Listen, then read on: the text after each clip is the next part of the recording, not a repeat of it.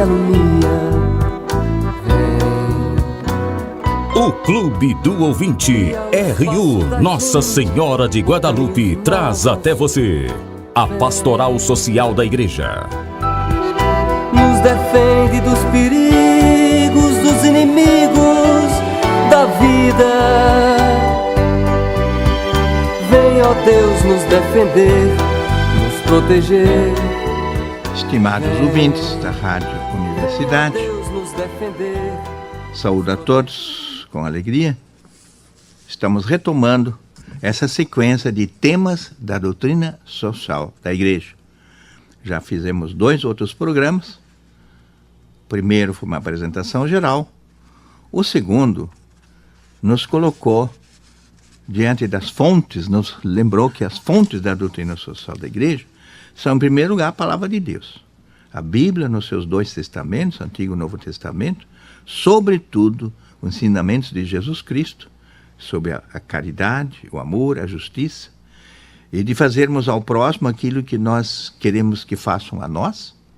E lembramos já alguns padres da Igreja, esses primeiros grandes mestres da Igreja cristã, pregadores dos primeiros séculos, né, santos, como São Basílio, São Gregório e São Crisóstomo, que nas suas homilias lembravam aos cristãos a necessidade de repartirem os bens, de saberem usar de forma justa as riquezas que possuem para atender a todos. Portanto, uma justa distribuição de bens e a prática da fraternidade, né, e da partilha, que era o grande tema que esses padres da Igreja desenvolveram.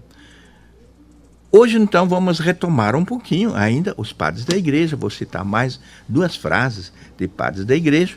E depois vamos falar dos precursores, aqueles que ajudaram a encaminhar, a aprofundar essa reflexão mais atual, mais moderna, sobre a aplicação do Evangelho no tempo da Revolução Industrial.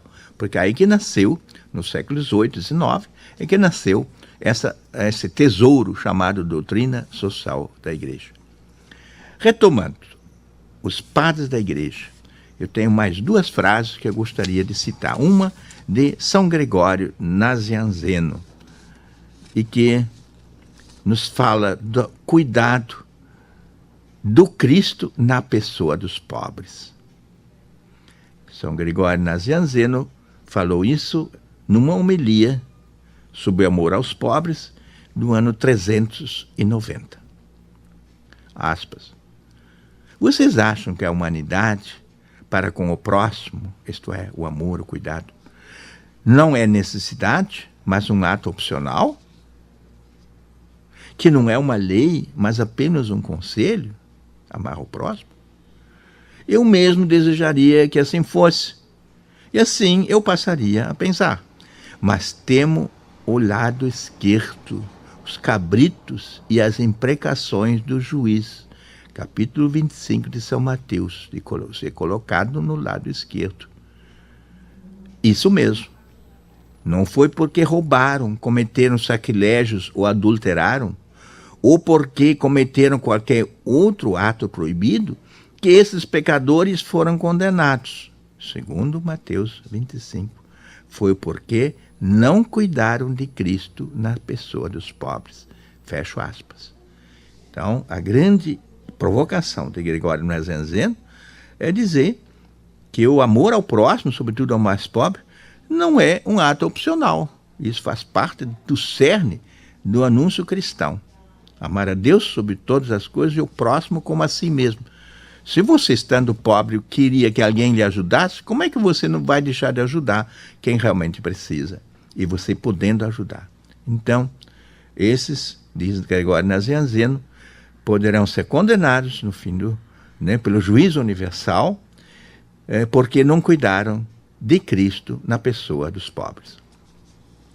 E uma última frase, que é de São João Crisóstomo. São João Crisóstomo, boca de ouro, né? Era um grande pregador, também ele pregador da corte de Bizantino, e porque às vezes criticava o próprio luxo da corte, ele acabou sendo expulso da cidade e foi para o exílio, né?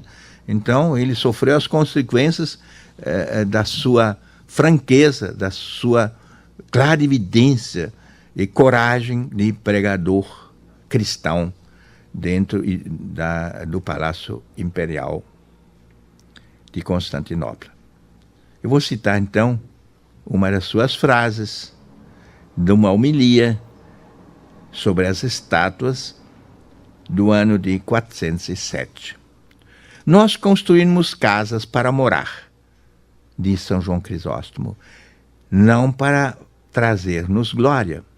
O que ultrapassa a necessidade é supérfluo e inútil. Experimente calçar um sapato maior que o pé. Você não o suportará, porque ele o impede de caminhar. Assim também, uma casa maior do que você precisa vai atrapalhá-lo na sua caminhada para o céu. Olha só, fecho aspas. Esse santo nos lembra que, de repente, construir uma mansão luxuosa e tal, só para se ostentar, para fazer glória, isso não traz proveito e vai atrapalhar a sua caminhada para o céu.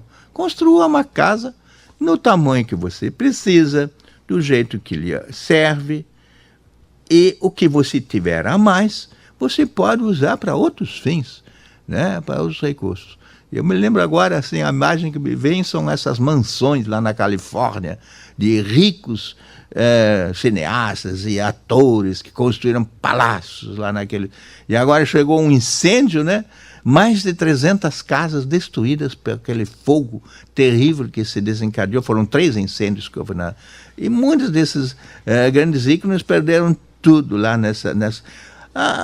Quem põe o seu coração no luxo, na riqueza, muito cedo vai se desencantar, porque não é nisso que devemos colocar nosso coração. Se você tem uma casa boa, suficiente para você, e até cômoda, e para acolher amigos e a sua família, o restante use esse bem para outros fins, diz o santo. Então, acho que é uma lição que vale também para nós hoje.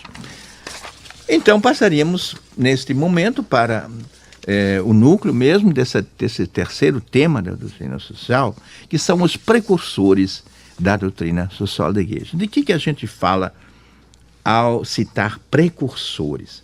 Vejam, a doutrina social da Igreja, que foi formulada nessas 11 encíclicas de papas, essas 11 encíclicas não caíram do céu, nem saíram numa cabeça iluminada do Papa e de seus assessores. Não.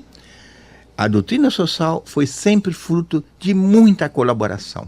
Como fez esse Papa, né, Francisco, para escrever a encíclica sobre o meio ambiente, ele consultou centenas de especialistas, cientistas, comunidades, até aqui do Brasil. Ele consultou gente para reunir todo esse material. Então, as comunidades cristãs contribuem para formular a doutrina social. Assim como já desde o início, as pessoas que estavam assim preocupadas, cristãos que viviam com essa preocupação de que como é que nós vamos, neste contexto da Revolução Industrial, viver o Evangelho. Porque aconteciam coisas terríveis, você sabe, né? E Marx e Engels, no livro O Capital, denunciam as condições miseráveis em que viviam esses trabalhadores da Inglaterra, né? 12 horas de trabalho, trabalho infantil, trabalho de mulheres, uma remuneração muito baixa, e condições insalubres. Então, né? E aí o Papa chegou a escrever numa encíclica, né? A matéria sai bruta dentro da empresa e sai enobrecida sob a forma de um belo instrumento, né? de um carro, de uma máquina. E as pessoas entram dentro da empresa e saem de lá embrutecidos, porque estão super cansados e explorados. Então não é assim que deve ser. E aí as comunidades cristãs começaram a refletir e disseram, não, isso não pode. Isso aí é contra todos os princípios. Antes que Marx lançasse e Engels lançasse um manifesto comunista, já houve pensadores cristãos que lançaram as primeiras grandes visões da doutrina social, aplicações para o campo, né, da realidade social da Revolução Industrial. E um desses precursores, para citar, vou citar uns 3 ou 4 nomes, né, que foi um bispo da Alemanha, von Kettler, Wilhelm Manuel von Kettler, que viveu de 1811 a 1877. Olha só. Ele foi teólogo, Ele fundou um partido político do centro, fundou as duas ordens religiosas de educadores e educadoras. Ele dizia, nós temos que educar esse povo, né? Eles têm que encontrar boa formação. Como é que eles vão, né, ter lugar e poder produzir de forma adequada e poder também cobrar seus direitos se não tem formação adequada? Então a formação é um grande instrumento na mão do trabalhador, né, para então cobrar dignidade e remuneração justa para o seu trabalho. Então, vejam como ele fundou esse partido do centro que advogava, né, a aplicação dos princípios do Evangelho no mundo do trabalho. Ele desenvolveu os grandes temas do cristianismo social. Naquela época falavam assim, esse tema era o cristianismo social. Exerceu importante influência nas posições futuras da igreja expressas na encíclica Rerum Novarum. Ele sugeriu muitos dos temas ao Papa Leão XIII para que ele colocasse isso lá na sua encíclica, que ele sabia que estavam preparando essa encíclica, né? E Bento XVI, nosso Papa emérito, né, ele menciona em Deus Caritas Est, na sua encíclica social, este nome, esse homem, né, Wilhelm von Kettler, né, como um grande precursor da doutrina social, que engajou-se na luta contra a pobreza lá em Mogúncia, que ele foi depois bispo de Mogúncia, Mainz, né, perto lá de Frankfurt, né, essa grande cidade industrial da Alemanha. Em 1863, houve lá uma grande fome e muito sofrimento dos operários. Ele saiu às ruas, organizou refeitórios para esse povo faminto, muitos desempregados. Ele se engajava. Depois disso, nós temos que tornar os cristãos muito mais ativos no campo social. Então vejam como há precursores da doutrina social que foi sendo formulada na prática cristã, né, na sociedade, que depois foi sendo formulada sob a forma de princípios e doutrina cristã. Von Kettler defendeu os trabalhadores alemães no seu tempo, nos anos 60 e 70, reivindicando aumento de salários. Vejam aí, o bispo dizendo que tem que aumentar os salários, são um salário de miséria. Férias, ele exigia pagamento de férias, e que se desse férias. Redução de carga horária de trabalho, né, em vez de 12 horas, até mais, desse 10 horas, ou reduzisse. E na eliminação do trabalho infantil. Ele foi um dos que combateu o trabalho infantil na Alemanha. Antes que Marx e Engels, Marx escrevesse o Capital, ele já estava introduzindo essa política na Alemanha. Ele fundou o Katholische Arbeitnehmerbewegung, um movimento dos trabalhadores católicos. Ele disse, vocês têm que se unir, vocês têm que lutar pelos seus direitos. Ele fundou porque na época era um medo, né? Eles não tinham coragem, como é que vamos nos unir, vamos perder emprego? Não, o bispo advogou e disse, eu vou defender vocês se unam, formem a sua associação. Eles chamavam de movimento associação, ainda não havia o sindicalismo como nós temos hoje, mais organizado e com leis, né? E o bispo foi conhecido como o bispo dos operários. Então vejam como essa figura, né, já nos lembra de que a igreja, né, já teve pessoas muito engajadas e que deram não só o seu exemplo na prática, lutaram pelos direitos dos trabalhadores, mas também depois sugeriram, põe isso aí numa encíclica, vê se ele, né, formula os grandes princípios de uma sociedade justa, do salário justo, das férias e do direito ao trabalhador se organizar em sindicatos. Um outro precursor, vou citar aqui um outro chamado Frederico Ozanam. Eu sei que há muitos, ele fundou a chamada Sociedade São Vicente de Paula, uma das maiores organizações católicas a serviço dos pobres na atualidade. Ele foi beatificado pelo Papa João Paulo II em 1997. Frederico Ozanam, 1813-1853. Vejam, ele completou só 40 anos de vida. E era professor da Sorbonne. Era um cara formado, um cara professor de história. Então, e ele disse, não, nós temos que, como cristãos, nos engajar. E criou essas conferências vicentinas. Eu sei que até pode ser que haja ouvintes, né, que lá, em outros tempos, ou até hoje ainda pertence a uma conferência vicentina, que visita as famílias pobres, leva coisas como cestas básicas e também orientação para essas famílias. Este Frederico Ozanam foi envolvido nos principais movimentos sociais da sua época. Era um defensor consciencioso da democracia cristã, pugnando para que a Igreja Católica Romana se adaptasse às condições sociais e políticas que tinham emergido com a Revolução Francesa, né? Porque ainda havia muita resistência contra esses princípios de igualdade, fraternidade. E ele dizia não. Ele era historiador, professor de história da Sorbonne. Era católico, praticante. Disse, olha, a Igreja Católica tem que se adaptar, tem que se modernizar. Em seus escritos, esse autor, Rosanin, expõe as importantes contribuições históricas do cristianismo na formação da sociedade europeia. Então, veja, como historiador, ele analisou e viu, olha, né, por exemplo, as escolas que havia nos mosteiros. Os grandes mosteiros da Idade Média eram também escolas, onde muitos moradores da região iam lá se alfabetizar, estudar a Bíblia, porque era o grande tema na época, né, o livro, né? Mas não só. Ensinavam outras coisas práticas da agricultura e da convivência. Então, apesar de muito ocupado, ele era catedrático de literatura estrangeira, né, e de história na Sorbonne de Paris, mantinha as suas visitas regulares como confrade da Sociedade São Vicente de Paulo. Ele, como professor catedrático da Universidade de Sorbonne, ele ainda todos os fins de semana ia lá visitar as famílias pobres do seu bairro, ou de um bairro, né, pobre de Paris. Então, esse é um exemplo, né, de Frederico Ozanam, em que ele foi beatificado por João Paulo II, reconhecendo, né, essa grande figura de um precursor da doutrina social da Igreja, Frederico Ozanam. Podemos citar outros nomes de precursores. Acho que é importante para nós, né? Um deles é Adolf Kolping, que ele criou o movimento Kolping, Famílias e Escolas Profissionais. E eles estão espalhados não só na Alemanha, na Europa, mas no Brasil. Nós temos no Brasil o movimento Kolping, né? Lá em Santa Catarina, outra cidade, São Paulo. Me lembro muito bem do Padre Paulo, que era o assessor nacional desse movimento.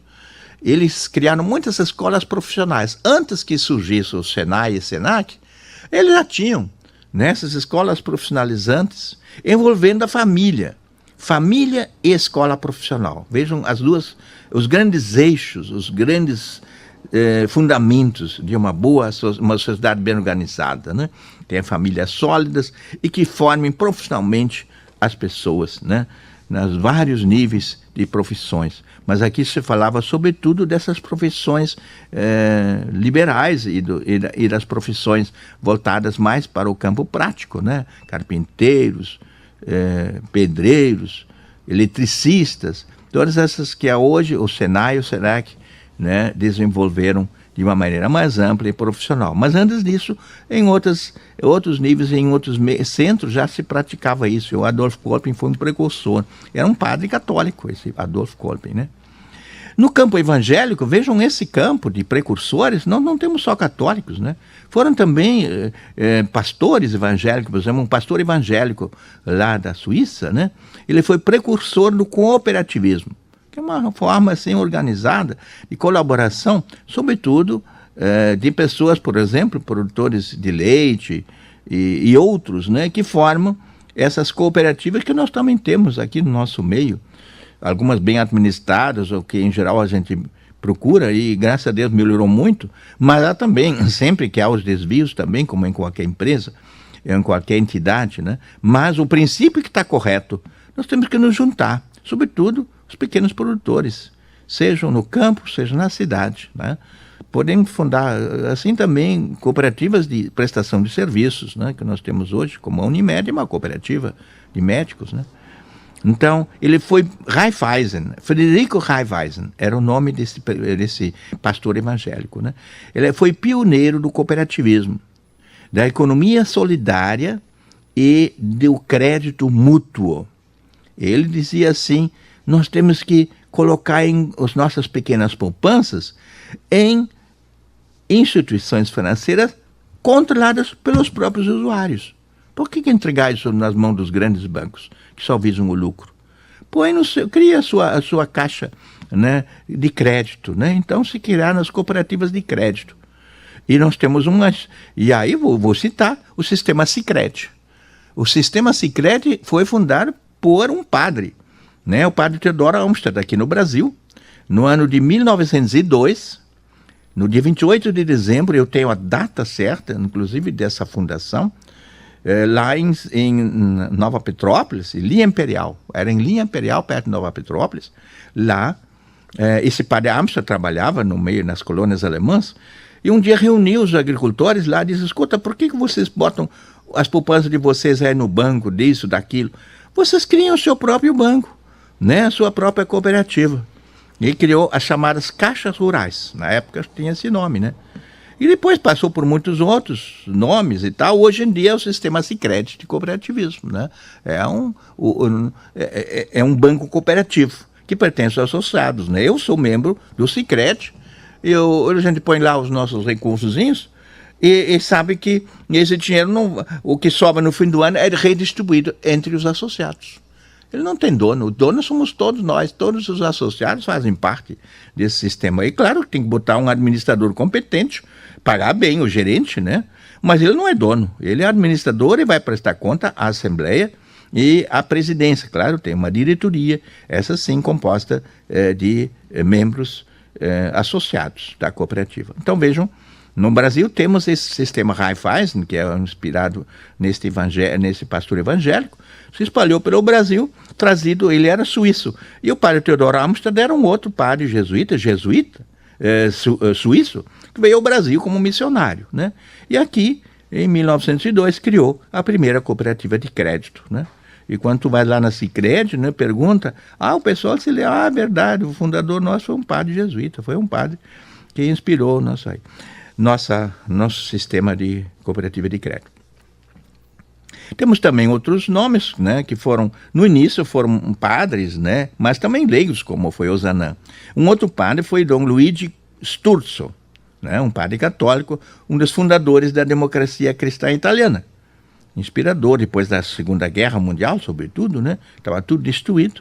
Ele fundou esse partido que por muitos anos prestou um grande serviço no campo da política. Claro, depois foram os leigos que assumiram. Ele foi inspirador, digamos, desse partido, né? O cardeal Edward Manning, 1808 a 1892, foi arcebispo de Westminster, Inglaterra, né? E com origem na igreja anglicana. Ele era anglicano. Depois ele tornou-se católico, né? E cardeal, e teve grande influência na elaboração da Rerum Novarum de Leão XIII. Quando você estuda essa encíclica, a primeira grande encíclica, quem ajudou a inspirar?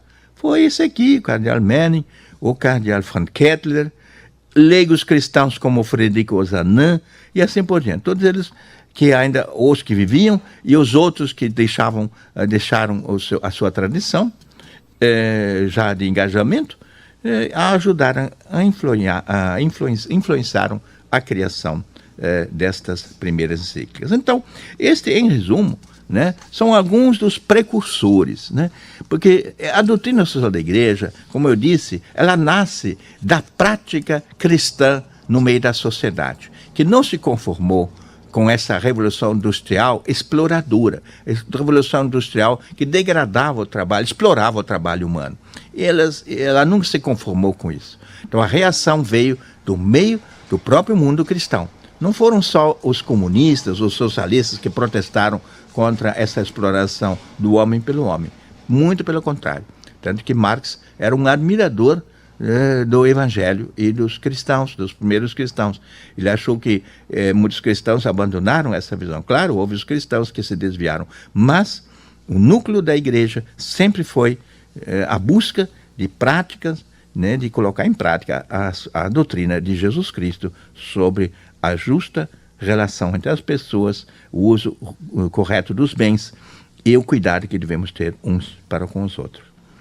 Eu vou terminar, então, também esse bloco com mais uma frase do Papa Francisco, da sua encíclica Laudato Si. Esta última, a 11ª encíclica social da Igreja, né, que lançou esse desafio tremendo sobre nós e nos chamou a atenção, em nível mundial, para o cuidado com a casa comum. Estamos depredando, estamos dilapidando as riquezas naturais, estamos degradando o meio ambiente e também, né, o clima, o que nos põe um grande risco. Então, o Papa nos alerta de que nós não podemos continuar esse nível tão elevado de consumo e desperdício, né, da nossa sociedade, porque há um limite no crescimento, há um limite de recursos. Nós temos que usar com mais cuidado, né, claro, reciclando bens e tomando cuidado para não depredar aquilo que é bem universal e bem de todos. Então, é mais uma frase então que eu vou citar, número 161 da encíclica, que diz o seguinte: o ritmo de consumo, desperdício e alteração do meio ambiente superou de tal maneira as possibilidades do planeta que o estilo de vida atual, por ser insustentável, só pode desembocar em catástrofes, como, aliás, já está ocorrendo em várias regiões do mundo. Esse alerta do Papa Francisco, nesta encíclica Laudato Si, então, é muito claro para dizer que nós estamos num nível de consumo acima daquilo que o planeta suporta. E isso pode e deverá desembocar em catástrofes se nós não começarmos a usar de maneira mais sustentável esses recursos para que não só nós, mas também as futuras gerações tenham ainda um meio ambiente habitável, com saúde e bem-estar para todos. Eu agradeço aos ouvintes pela atenção e já deixo então anunciado que no próximo programa nós vamos então entrar nas grandes encíclicas sociais, essas 11 encíclicas, apresentando em primeiro lugar a Rerum Novarum do Papa Leão XIII. Muito obrigado, um abraço e até o próximo programa.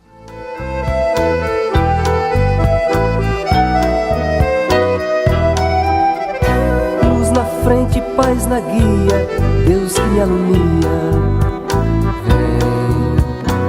Seja um missionário da evangelização. Participe do Clube do Ouvinte. Um oferecimento Rádio Universidade, uma emissora da Arquidiocese de Pelotas. Dos inimigos da vida, vem, ó Deus, nos defender, nos proteger. Vem.